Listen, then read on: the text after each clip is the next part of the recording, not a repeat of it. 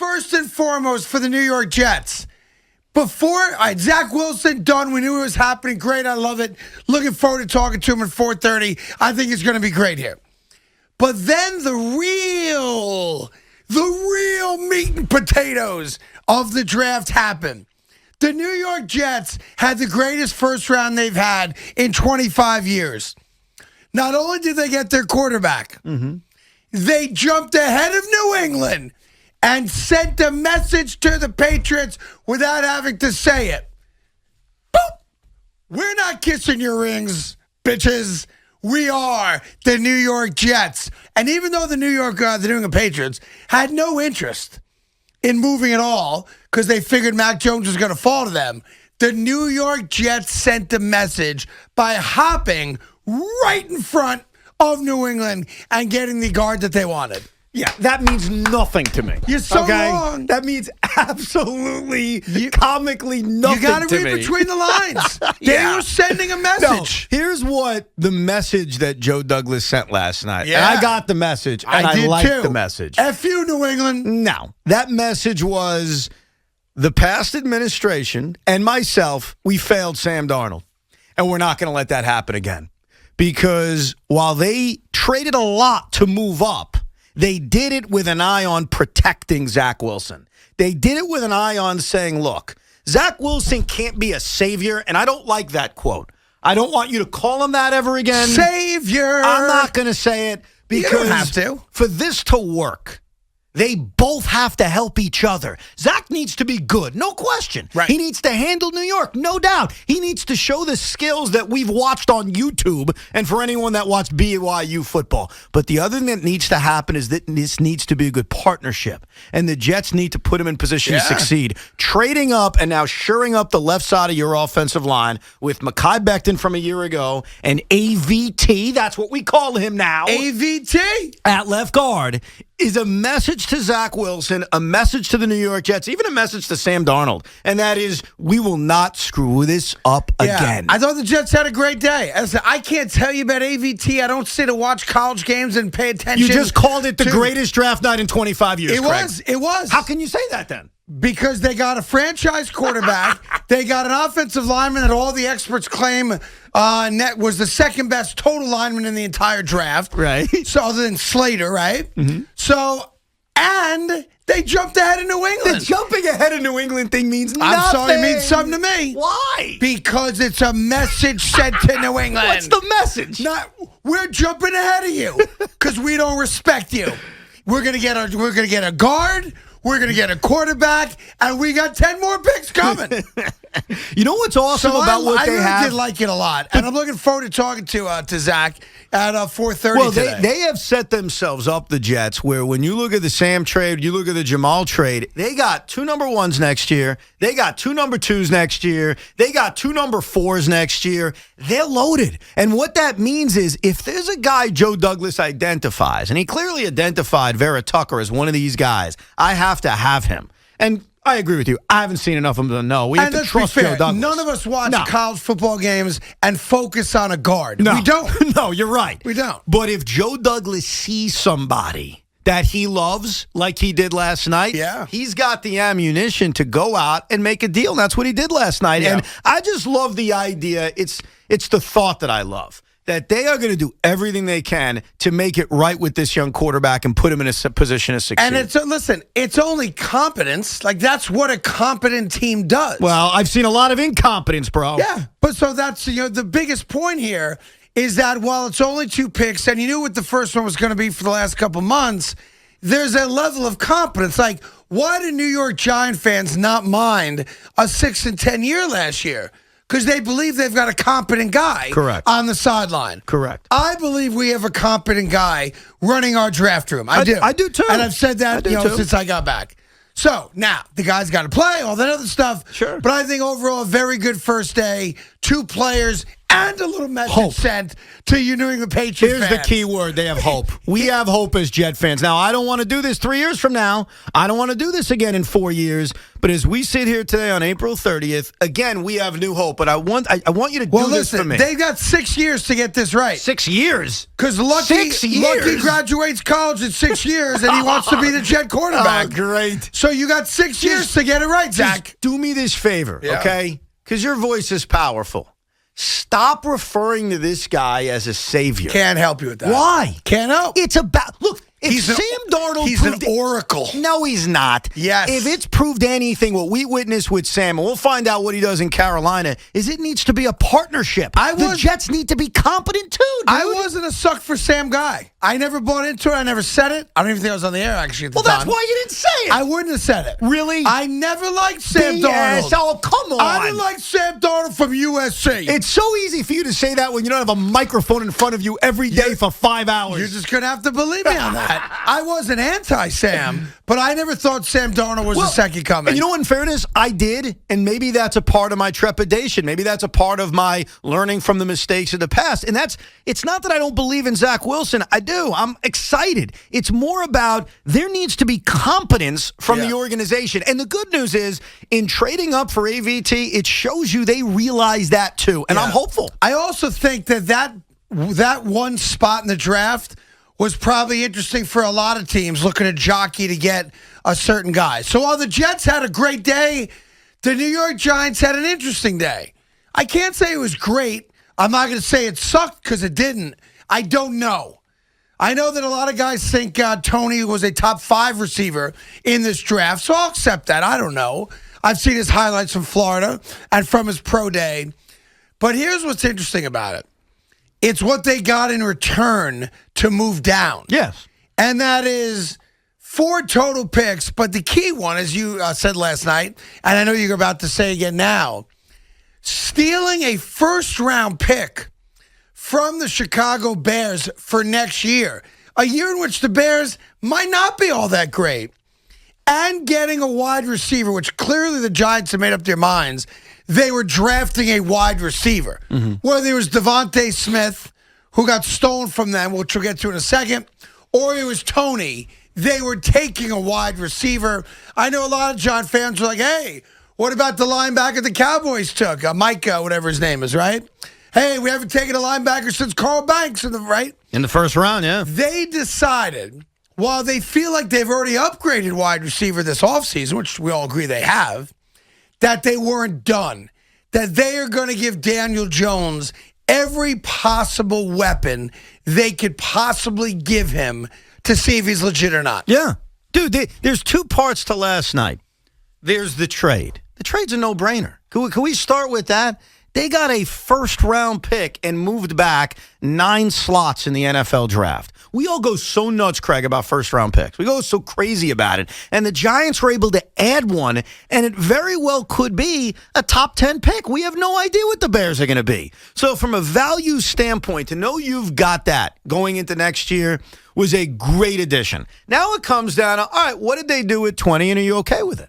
That's what it comes down to. It comes down to, did you want an edge pass rusher? Yep. Did you want a wide receiver? And so I think there's 2 arguments from the Giant fan. One is, did you like the trade? Should you have moved up yourself to get Devontae Smith? Because clearly the Eagles needed to jump you to get him. And the second part is, did you do the right thing with the spot you moved back to? Yeah, and they're mutually exclusive, actually, because one thing, if I'm a Giant fan, the one thing that will piss you off is that the Eagles and the Cowboys, right?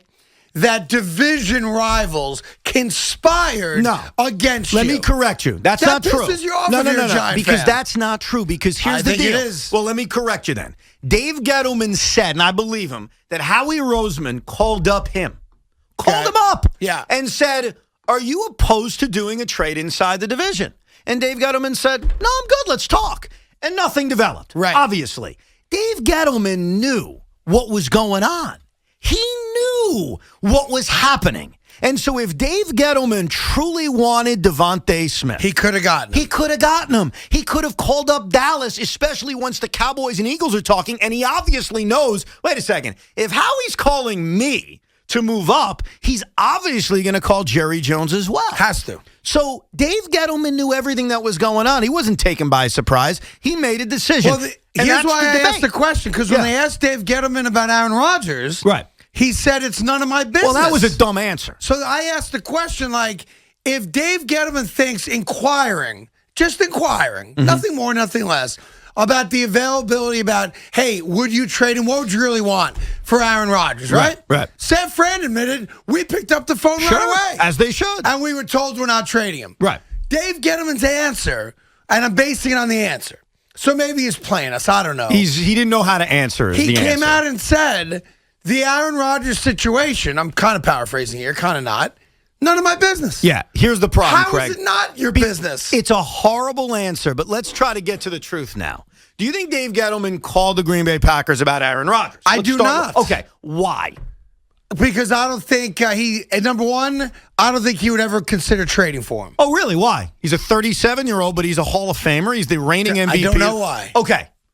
I agree with you, by the way. Yeah. Now, Dave Gettleman is not great at answering questions. Would Clearly, you agree with that? Because wait till you hear what Dave Gettleman said when they asked him about the actual trade they made. Right. And Cielo's going to bring it in a little bit. So he has no idea what they got moving down. I don't think that means he's an incompetent general manager. I think it means he's bad at answering questions. So when someone brings up Aaron Rodgers, when the truth is they weren't interested in him, they want to give Daniel Jones another year, they don't want to make a trade for him. Instead of saying, yeah, we're good, he gave this awkward, bumbling, it's none of my business. He knew when Howie Roseman calls him up that the Eagles are looking to make a deal, probably for Devontae Smith. He knew there was a chance the Eagles would jump them since they were calling him about it. So it was then up to Dave Gettleman. Do I want to give up an asset to move up to ensure I get the guy I want, or do I want to look elsewhere?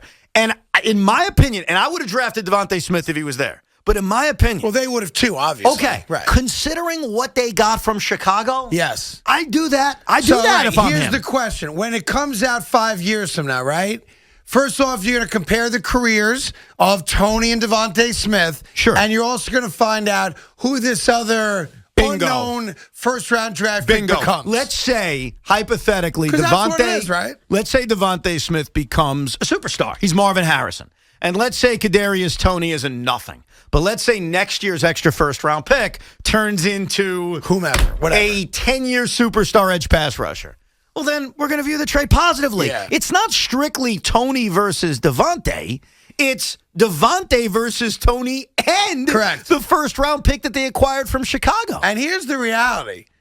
More likely than not, Gettleman ain't going to be here to find out how the trade worked out anyway. Right. I mean, how long do most GMs really last, right? Right. So, listen, it is interesting. I thought there's a lot of intrigue around the Giants' decision-making there not to do a deal with Philly. Philly and Dallas conspiring against them. Philly, of course, now responsible for the Giants not making the playoffs and maybe not getting, a game-changing wide receiver. But, Craig, let's think about this. Philly is what it comes down to. Philly traded back to then trade up. That's right. Let's think about the origins of the Philadelphia Eagles and even the Miami Dolphins. So the Miami Dolphins don't make their trades. Kyle Pitts is a Miami Dolphin. Yeah, and imagine Deshaun Watson throwing the ball to him. Right. Woo! So, now look, they end up with Jalen Waddle, and that's great, and they've got a Tua-Waddle reunion, even though you don't believe that's the case, since Tua's going to be traded. Deshaun Watson's going to be the starting quarterback of the Miami Dolphins. Okay. I'm not wavering until we get to the Yugoslavian Easter, which is June 1st, but it can be announced, as you may know, with the Neanderthal Easter, which is May 15th. So when the Dolphins drafted Jalen Waddle, you never said to yourself, wow, that's cool, Jalen Waddle and Tua reuniting. Never thought that. No. Because it's a waste of time. Because they're not reuniting. They're not reuniting. I know everyone's all hung up on, Joe Burrow's being reunited, and this one's getting reunited. No. Okay. Deshaun Watson didn't play at Alabama.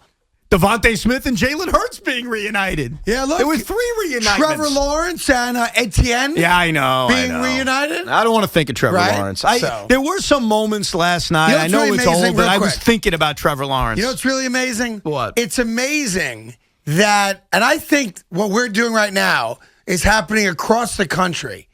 And I don't remember the last time it happened.